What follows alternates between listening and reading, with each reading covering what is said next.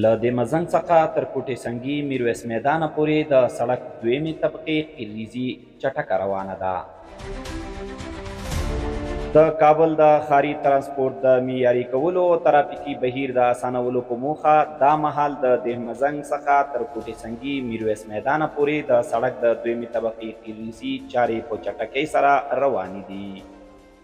دا پروژه چې د کابل ښار د لویدیځې او مرکزي سیمې یوه له مهمو ترانزیتي لارو ده.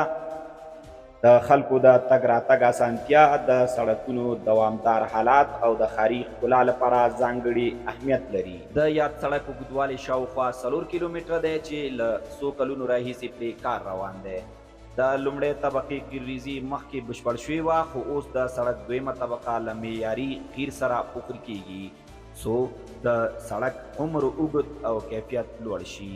په دغه پروژه کې د سړک د غاړو د اوبو ویالو پاکول، د پلي لارو ترمیم، ترافیکي نښې نښانې او د سړک د غاړې نظم راوستل هم شامل دي.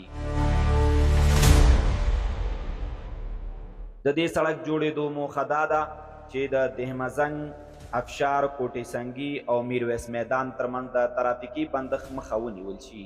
د یادې پروژې له بشپړېدو وروسته به موټر چلوونکي او عام خلک وکولی شي چې د لږ وخت، لږ مصرف او له خنډ پرته خپل تګ راتګ وکړي.